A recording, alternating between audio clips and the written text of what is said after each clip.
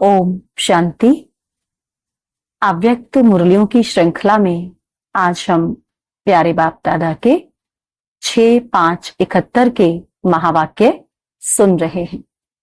सार है मुरली का बाप दादा का विशेष श्रृंगार नूरे रत्न। आज रत्नागर बाप अपने रत्नों को देख हर्षित हो रहे हैं।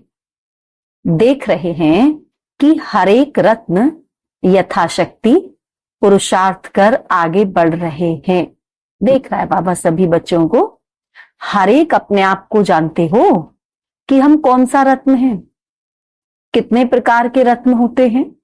तो सुनाया 8 रत्न हैं। तो बाबा ने पूछा आप कितने नंबर के रत्न हो? हीरे के संग्रह हीरे समान नहीं बने हो। रत्न तो सभी हो, लेकिन एक रत्न है जिनको कहते हैं नूरे रत्न। तो क्या सभी नूरे रत्न नहीं हो? एक तो नूरे रत्न, दूसरे हैं गले की माला के रत्न। तीसरी स्टेज क्या है जानते हो? तीसरे हैं हाथों के कंगन के रत्न। सभी से फर्स्ट नंबर हैं नूरे रत्न। तो वह कौन बनते हैं? जिनके नैनों में सिवाय बाप के और कुछ भी देखते हुए देखने में नहीं आता है, वह है नूरे रत्न। और जो अपने मुख से ज्ञान का वर्णन करते हैं, लेकिन जैसा पहला नंबर सुनाया कि सदैव नैनों में बाप की याद, बाप की सूरत ही सभी को दिखाई दे, उसमें कुछ कम है। वह गले द्वारा सर्विस करते हैं, इसीलिए गले की माला का रत्न बनते हैं। और तीसरा नंबर जो हाथ के कंगन का रत्न बनते हैं, उनकी विशेषता क्या है? किसने किस रूप से मददगार बनते हैं?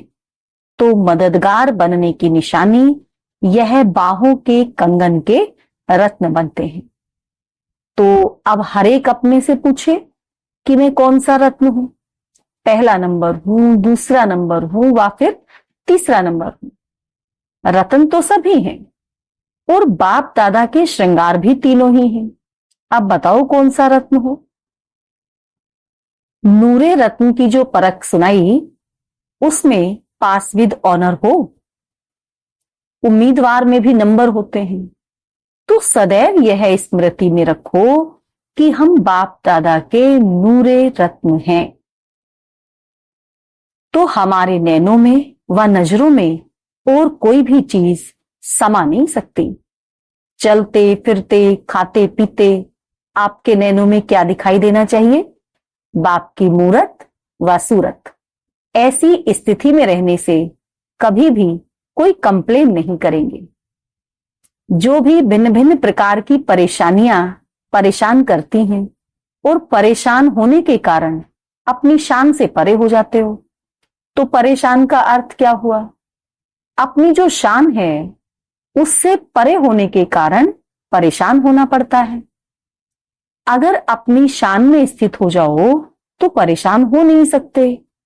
तो सर्व परेशानियों को मिटाने के लिए सिर्फ शब्द के अर्थ स्वरूप में टिक जाओ, अर्थात अपने शान में स्थित हो जाओ, तो शान से मान सदैव प्राप्त होता है। इसीलिए शान मान कहा जाता है। तो अपनी शान को जानो। जितना जो अपनी शान में स्थित होते हैं, उतना ही उनको मान मिलता है। अपनी शान को जानते हो? कितनी ऊंची शान है।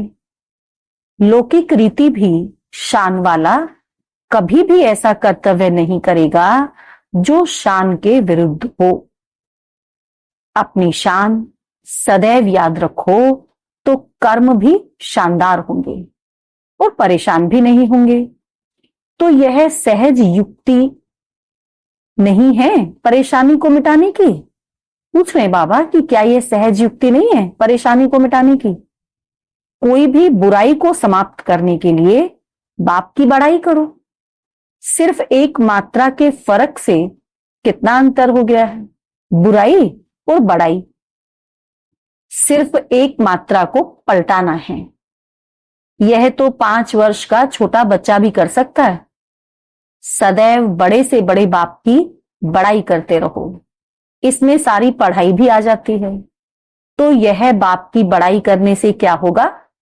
लड़ाई बंद। माया से लड़ लड़ कर थक गए हो ना, जब बाप की बड़ाई करेंगे तो लड़ाई से थकेंगे नहीं। लेकिन बाप के गुण गाते खुशी में रहने से लड़ाई भी एक खेल मिसल दिखाई पड़ेगी। खेल में हर्ष होता है ना, तो जो लड़ाई को खेल समझते, ऐसी स्थिति में रहने वालों की निशानी क्या होगी? हर्ष।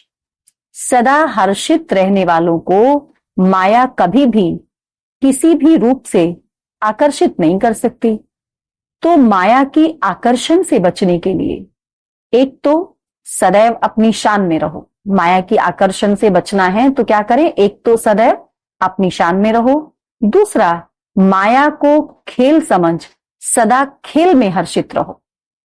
सिर्फ 2 बातें याद रहें तो हर कर्म यादगार बन जाए। जैसा साकार में अनुभव किया, कैसे हर कर्म यादगार बनाया, ऐसे ही आप सभी का हर कर्म यादगार बने। उसके लिए 2 बातें याद रखो, आधार मूर्त और उद्धार मूर्त। यह दोनों बातें याद रहें तो हर कर्म यादगार बनेगा। अगर सदैव अपने को विश्व परिवर्तन के आधार मूर्त समझो तो हर कर्म ऊंचा होगा।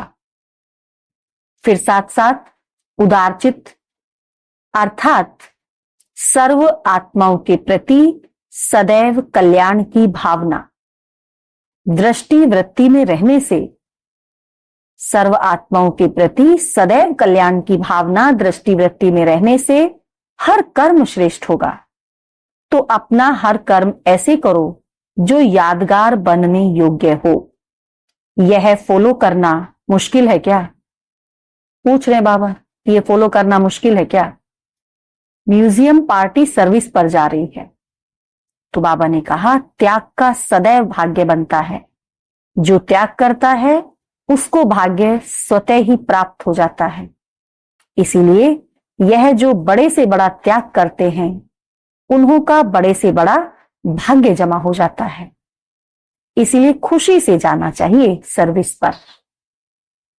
अच्छा, ओम शांति।